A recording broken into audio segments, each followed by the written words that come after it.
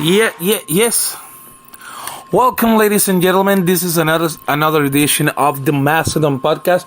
This is your host, Marcel Macedon Cruz, and we're coming fresh from the 420 rally celebration from Foundation Free Juana, which was really awesome. Got to spend great time with great people. I'm really thankful for the opportunity. So we're moving on. Immediately, I kind of didn't have actually a podcast ready, kind of. I was gonna go with the whole build up to Avengers. Then I was thinking about doing perhaps some post 420, some for post 420 stuff, but I kind of became a little bit in blank. And I've been trying to find out the reasons throughout the day. It is because maybe seeing things from the perspective that I'm seeing them right now, I've been like dwelling a little bit with temptations. Why do I choose this topic? Because in my case in particular, temptations. Well, not only my case, like I would say, like anyone's case, temptations turn. Usually, I'm sorry for that one. So,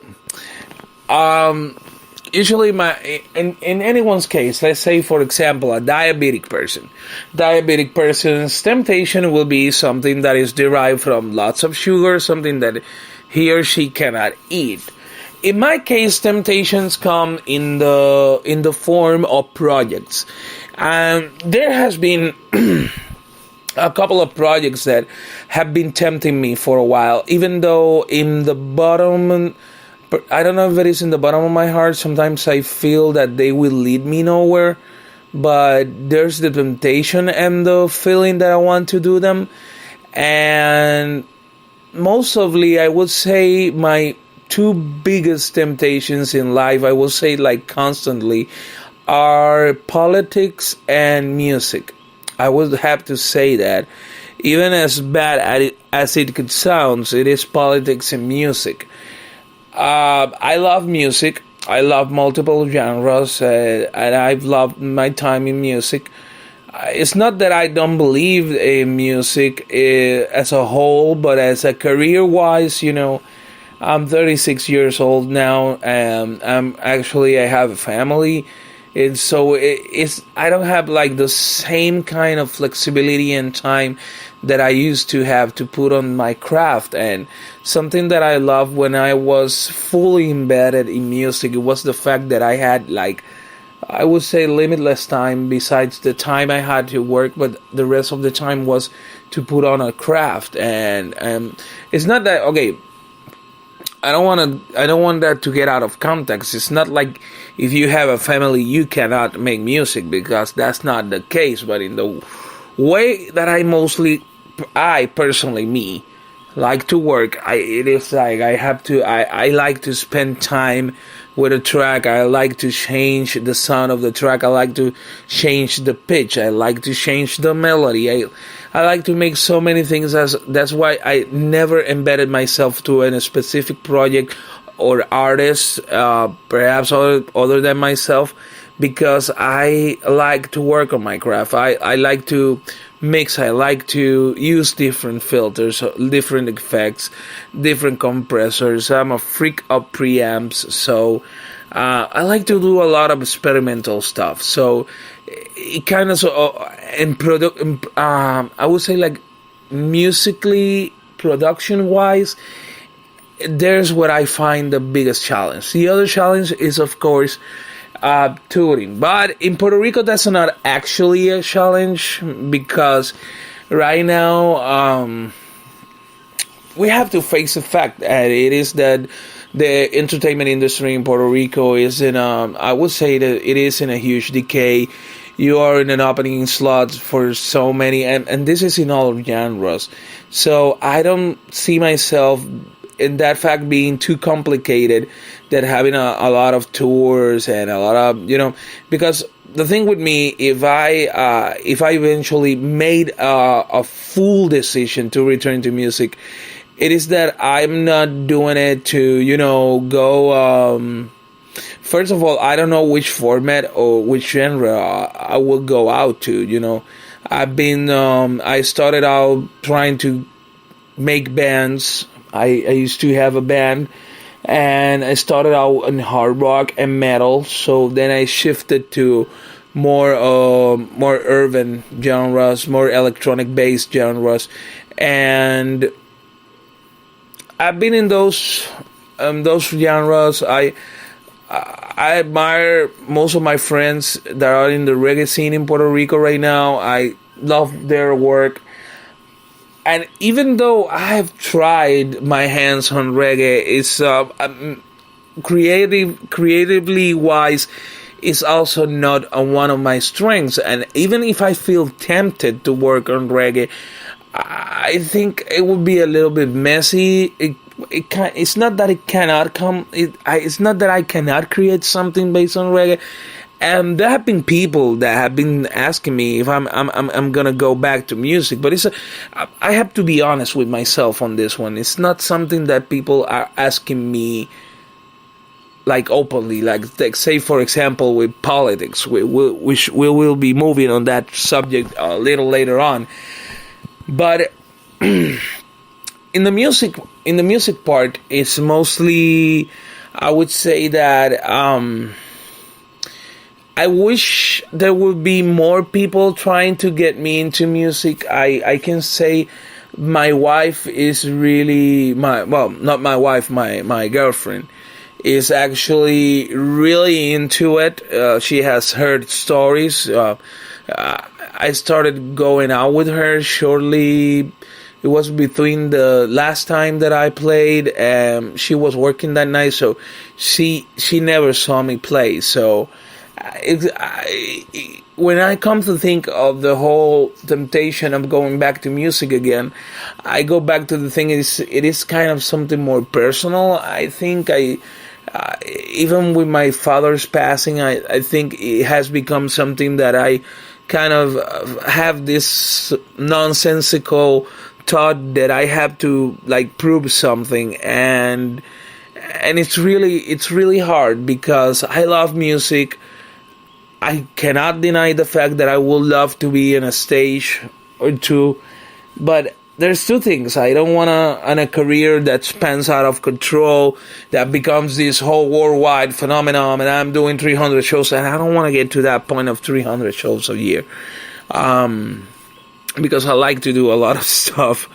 I like what I'm doing right now. I love the idea of keep doing something similar, or otherwise I don't have any problem of playing music through the podcast, which is an idea that was quietly worked on. It was the House of Macedon, which I've been thinking about bringing that show back, but the thing is the backlash of it. And I wouldn't mind doing Puerto Rico. I wouldn't mind at all. I wouldn't mind doing a couple of venues in the United States, and I wouldn't mind. I would love it.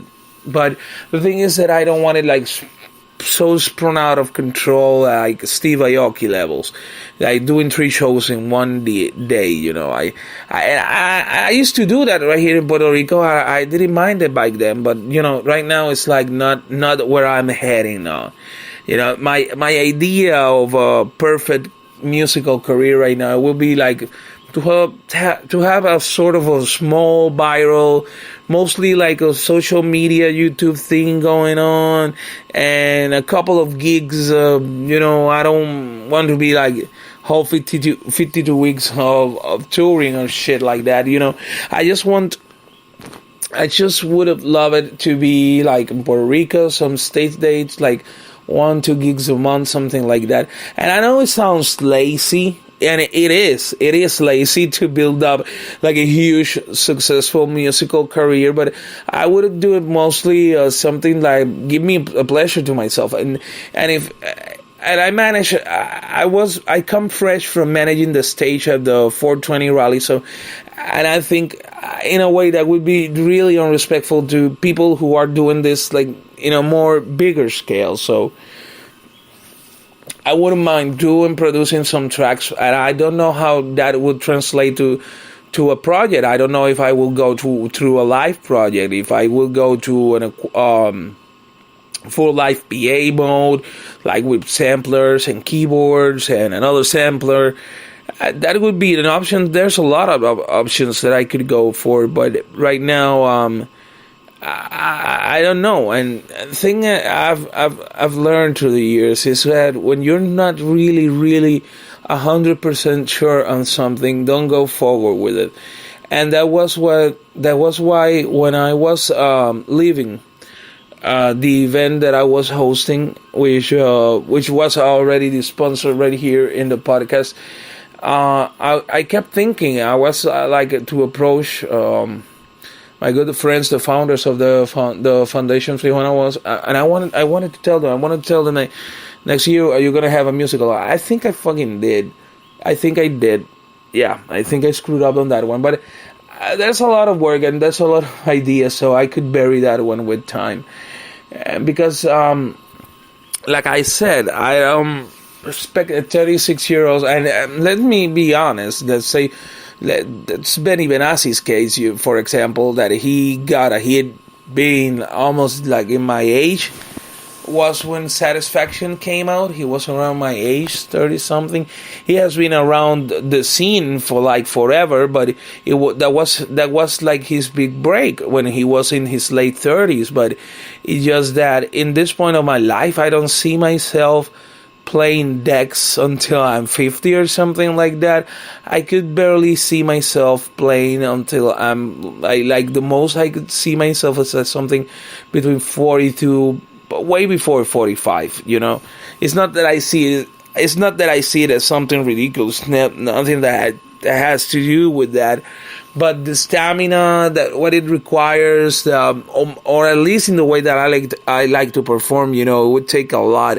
Especially in that age, Right now, I'm 30. I'm 36 right now, and I don't know how a show will play out, or how I can last it. I know I can last an entire show hosting it, but being on that whole full music live mindset, it will be a little bit more complicated than what we have already explained.